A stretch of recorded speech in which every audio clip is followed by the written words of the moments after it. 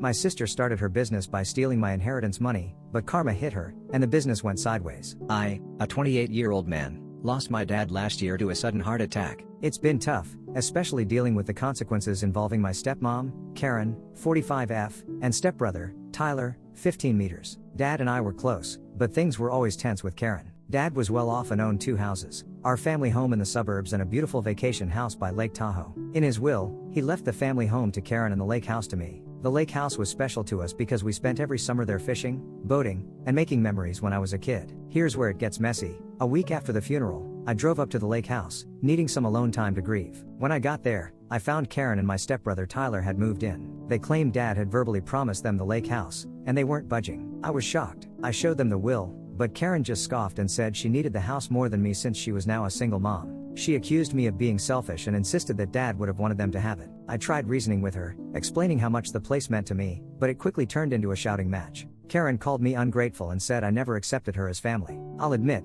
I lost my cool and said some things I'm not proud of. I brought up how she always seemed more interested in Dad's money than in being a real part of our family. It got ugly, and I ended up storming out, feeling betrayed and furious. I immediately called a lawyer who confirmed that legally the house was mine. He advised me to start eviction proceedings. I sent Karen an official notice to vacate, but she tore it up and sent me a photo of the shredded paper. Now, my extended family is involved. My dad's sister, Aunt Linda, is on my side, saying I'm just claiming what's rightfully mine. But my dad's brother, Uncle Rob, thinks I'm being cruel to a widow and teenager who just lost their husband/father. Karen's been telling everyone that I'm trying to make them homeless, conveniently leaving out the part about them having the family home. I feel like I'm going crazy. Am I the bad guy for wanting the house my dad left me? Should I just let them have it to keep the peace? I don't want to hurt Tyler, but I also don't want to give up my inheritance and the place that holds so many memories of my dad. Edit. Thanks for all the responses. To clarify some points, I have my own apartment in the city, so I'm not homeless. Karen and Tyler have the family home to live in. The lake house was meant to be a vacation home. There's no written evidence of Dad verbally promising them the lake house. It's just their word against the official will. Update 1. It's been a month since my original post, and things have gone from bad to worse. I wanted to give you all an update on this ongoing nightmare. After talking with my lawyer, I decided to move forward with the eviction process. I sent Karen a formal eviction notice,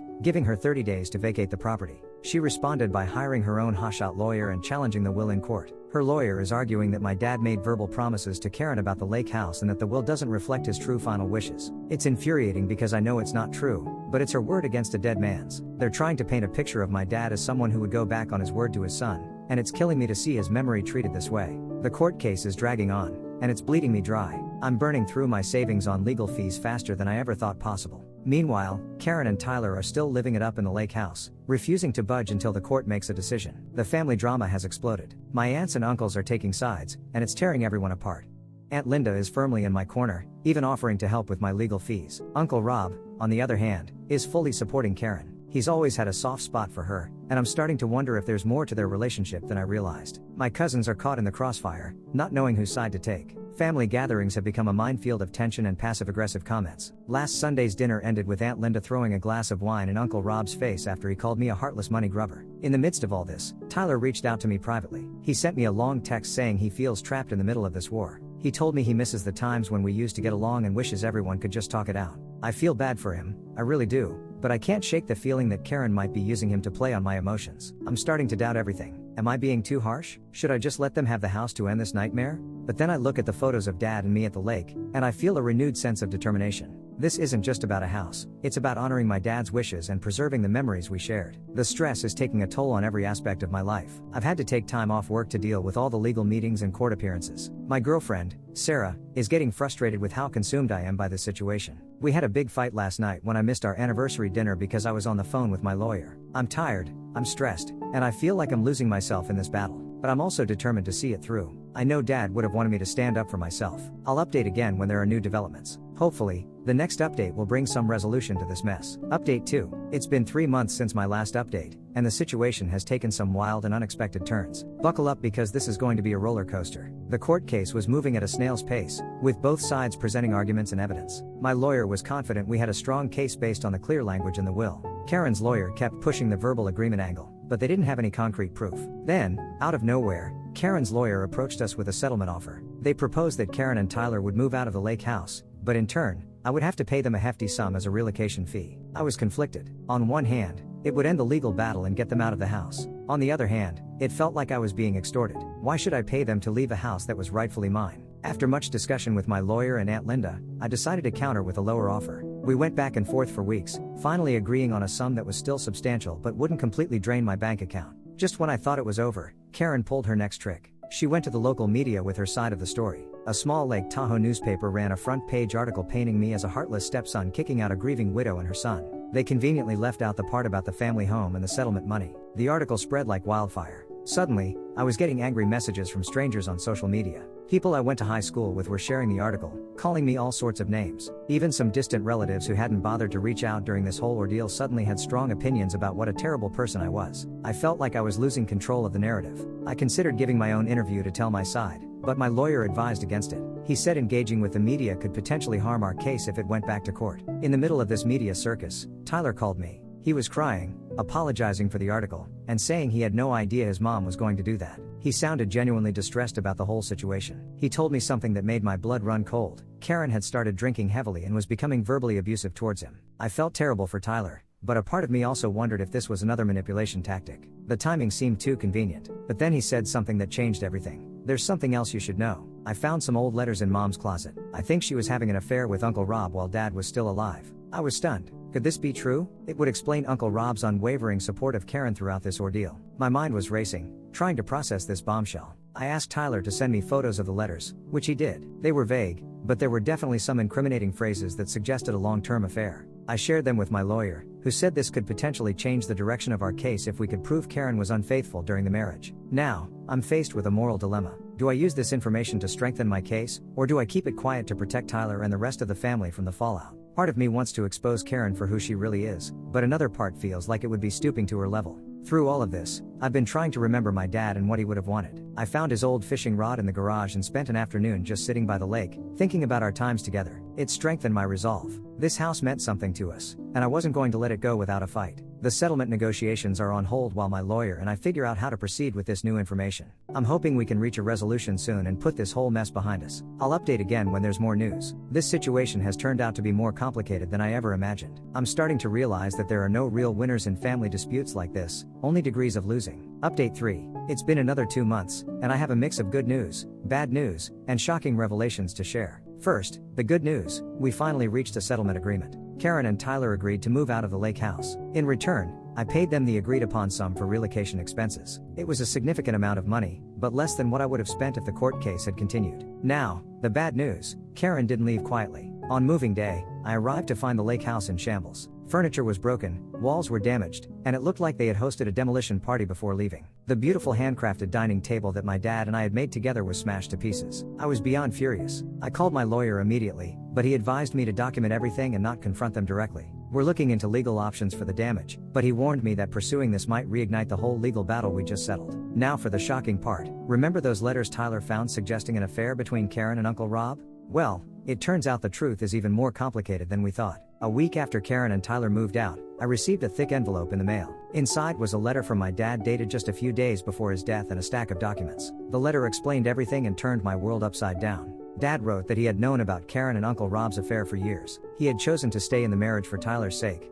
but he had been quietly gathering evidence and planning his exit. The documents included private investigator reports, bank statements showing suspicious transactions, and even DNA test results. The DNA test was the biggest shock of all. According to the results, Tyler is not my dad's biological son. He's Uncle Rob's child. Dad explained in the letter that he had intended to confront Karen and start divorce proceedings, but his heart attack came before he could. He apologized for leaving me to deal with the fallout and explained that the lake house was always meant to be mine as a way of making up for the years of deception he had endured. I was reeling from this information. It explained so much: Karen's desperation to get the lake house, Uncle Rob's strong support of her, and even some of the tension I'd always felt with Tyler despite trying to be a good stepbrother. I didn't know what to do with this information. Part of me wanted to expose everything to clear my dad's name and show everyone the truth about Karen. But another part of me thought about Tyler. He was innocent in all of this, and learning the truth would devastate him. After a lot of soul-searching and discussions with my therapist, yes, I started therapy to deal with all this stress, I decided to keep the information to myself for now. I reached out to Tyler and invited him to visit me at the lake house once the repairs were done. I figured he deserved to know the truth, but it should come from me, not as part of some public family scandal. The family is more divided than ever. Those who supported me are outraged by the damage to the house. Those who were on Karen's side are saying I drove her to this with my cruelty. I haven't told anyone about the letter or the DNA test, not even Aunt Linda. I've started the process of repairing the lake house. It's going to take time and money, but I'm determined to restore it to how it was when my dad was alive. Every time I feel discouraged, I read my dad's letter again and remind myself why this place is so important. The media attention has mostly died down, but I still get occasional nasty comments from strangers who read the original article. I'm trying to ignore them and focus on moving forward. This whole experience has changed me profoundly. I've learned more than I ever wanted to know about family secrets, the legal system, and human nature. I've lost relationships with some family members, but I've also discovered who my true supporters are. I'm planning to take some time off once the repairs are done and spend a few weeks at the lake house. I want to reconnect with the memories of my dad, process everything I've learned, and figure out how to move forward. I hope this is the last dramatic update I'll have to write, but given how this situation keeps evolving, I can't make any promises. Life has a way of surprising you, as I've certainly learned through all of this. Final update. It's been 6 months since my last update, and I'm happy and somewhat relieved to say that this will be my final post on this incredible saga. A lot has happened, and I want to share how things have finally been resolved. After the damage to the lake house, I decided to press charges against Karen for vandalism. It was a tough decision, but I felt I needed to stand up for myself one last time. The evidence was clear, and she ended up having to pay for the repairs. This legal action caused another rift in the family, but surprisingly, it also led to some unexpected reconciliations. Tyler, who turned 18 during all of this, reached out to me. He apologized for his part in the drama and explained how difficult it had been living with Karen's bitterness and anger. We met up at a coffee shop, and I made the difficult decision to tell him the truth about everything. The affair, the DNA test, all of it. It was an emotional conversation, to say the least. Tyler was shocked and hurt, but he also expressed a strange sense of relief. He said he had always felt like an outsider in the family, and this explained why. We spent hours talking, crying, and trying to process everything together. In a twist I never saw coming, Tyler asked if he could move in with me. He said he couldn't bear to live with Karen anymore, knowing what she had done. After some consideration, I agreed. We've been living together at my apartment for the past few months, and it's been a journey of healing for both of us. The repairs on the lake house took longer than expected, but they're finally complete. Walking into the restored house for the first time was an emotional moment. It looked just like it did when my dad was alive, and I felt his presence there. Now here's where things get interesting. Remember Uncle Rob? Well, the truth finally came out. After Tyler moved in with me, Karen apparently had a meltdown and spilled everything to the family in a drunken rant at a gathering I didn't attend. The fallout was massive. Uncle Rob's wife left him, and he's become a pariah in the family. Karen moved to another state, presumably to escape the scandal. The last I heard, she's trying to find herself at a yoga retreat in Bali. The extended family is slowly coming back together, rallying around Tyler and me. At a recent family gathering, Aunt Linda pulled me aside and apologized for not seeing through Karen's act all these years. She's been an incredible support, especially for Tyler as he navigates his new reality. I've done a lot of reflecting over these months. While I don't regret fighting for what was legally mine, I do regret how ugly things got. I've learned valuable lessons about communication, empathy, and the importance of clear estate planning. In an unexpected turn of events, I've started dating Sarah again. We reconnected at a mutual friend's wedding, and after a long heart-to-heart about everything that happened, we decided to give our relationship another shot. She's been amazingly supportive of both me and Tyler. The lake house is now a place of healing for our fragmented family. I've started a new tradition of hosting an annual family weekend there where we fish, share memories of Dad, and work on rebuilding our relationships.